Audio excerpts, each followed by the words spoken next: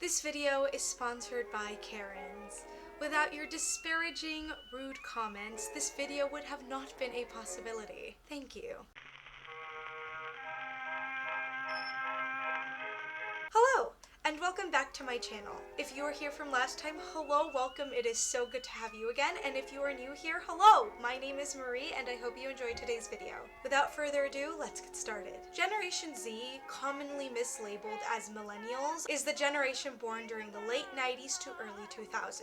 I am a part of Generation Z. We were toddlers and young children when 9/11 happened, and we were just starting adulthood and going into the workforce when the 2020 pandemic, which I shall not name, happened. Two disclaimers before I continue with this video. This video will be very US-centric, as I am speaking about the experiences that a lot of Gen Zers from the United States have experienced. And when I am speaking about older generations, I don't mean every single person. And if you take something that I say really personally, maybe it applies to you. If the shoe fits, wear it.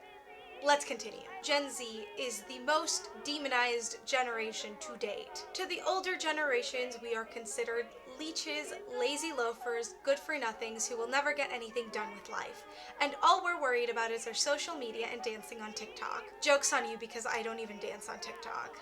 The characterization of Generation Z is quite familiar to the characterization of another generation that lived 100 years ago, minus the TikToks, and that is the Lost Generation. The Lost Generation, or the Bright Young Things, the Flappers, they have many names, was born at the turn of the 20th century, much like Generation Z. They were children and preteens at the time of the Titanic sinking, were just beginning to come of age during the First World War and the pandemic, and saw many of their contemporaries die at a young age. By older generations, they were also considered lazy loafers, good-for-nothings, and radicals. And here are where the eerie similarities of Generation Z and the Lost Generation begin. So what exactly is the point of this video? Is it to make an impassioned argument against the older generation, specifically boomers, on how wrong they are about us? Yes. Is it to discuss the concept of the American dream and what really the American dream is? Yes. Is it to gush about my favorite generation, the Lost Generation, and compare my generation to it?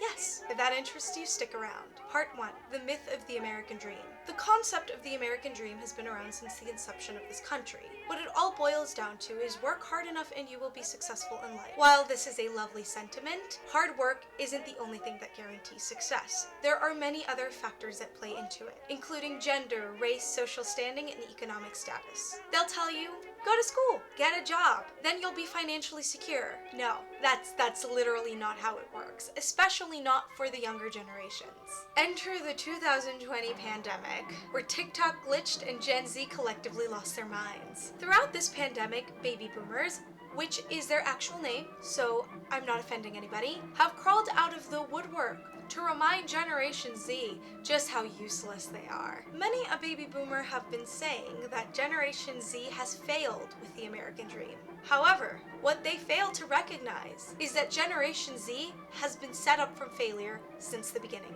Generation Z has experienced a lot of collective trauma. I was a toddler when I saw the Twin Towers fall down, and I can still remember it, seeing it on TV. I remember the recession and how hard it hit me and other families that I knew. I did everything right according to baby boomers. I was a straight A AP high school student. I graduated college early with honors, and I looked for a job in my field. And that's where we run into problems. The job market today is very oversaturated. And I'm not going to go into the semantics of that because there are many different theories on why it's so oversaturated, but for a fact, it is oversaturated. This means that it's more difficult for young people to find work. They want 6 years of skill level. An 18-year-old does not have 6 years of skill level. Now they're asking for degrees for jobs that didn't require degrees back then.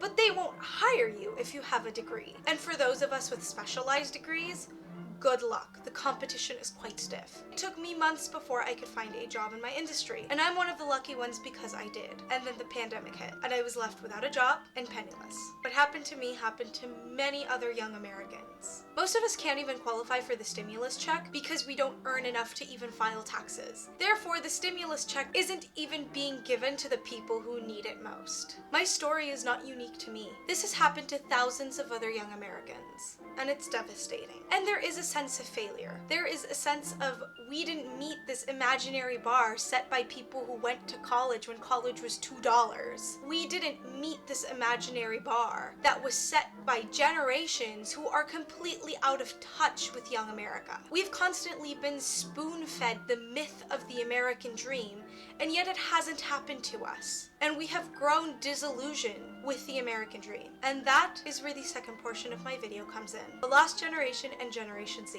Two sides of the same coin. Generation Z and the Lost Generation are really mirror images of each other. Both generations were born at the turn of their respective centuries, experienced collective trauma, and have lived through a pandemic, or in Generation Z's case, are currently living through a pandemic. While the legacy of Generation Z has not yet been cemented, the legacy of the Lost Generation changed the world as we know it. The Roaring Twenties was a giant social, political, and scientific revolution. As a result of the pain and trauma collectively experienced by the Lost Generation and their disillusionment of the American dream, new art forms were created that explored the surreal and the darkest depths of the human psyche. Authors such as F. Scott Fitzgerald explored the disillusionment and the hedonism of the Lost Generation. Young people became hedonistic and materialistic, but who could blame them? They saw their contemporaries die in war and die of the influenza. Life was too short for them to not have fun, and that's really similar to the mentality of Generation Z. Radical thought became prominent across young America. White women gained the right to vote, birth control became more widely used, and discussions on gender norms and sexuality became more commonplace. The Harlem Renaissance flourished throughout the 1920s and helped Black artists get their work into the mainstream. Discussions and commentary on race also became more common during the 1920s. While there was still a long way to go, and still is, they really helped pave the road for future generations to continue the fight against racial injustice. Generation Z, like the Lost Generation, can be considered hedonistic. It's true, we like to be on social media, we like seeing our numbers go up, but perhaps it is because we are so traumatized by the events that happened during our childhood that we are just trying to find some form of escapism,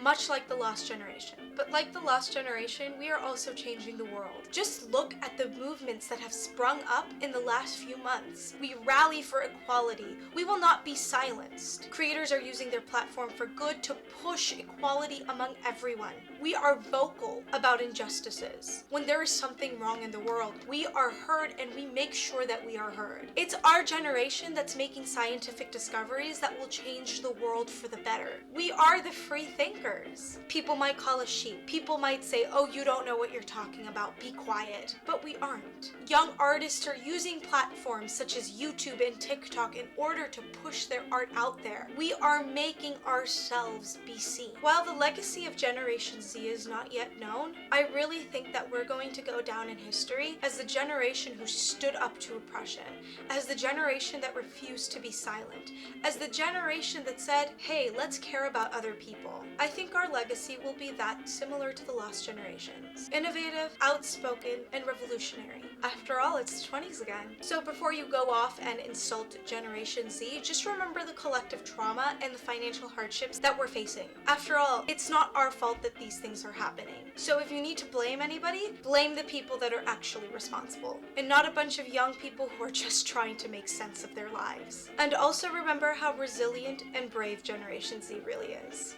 If you enjoyed today's video, please leave a thumbs up, subscribe, and click the notification bell to on. If you want to see more of my poorly lit, oily face, you can follow me on Instagram and TikTok. I will leave my usernames down below in the description box. I post at least 5 times a week on TikTok, and I post whenever I want on Instagram. Thank you so much for watching, and I will leave you with one of my favorite images from The Lost Generation. Bye, guys!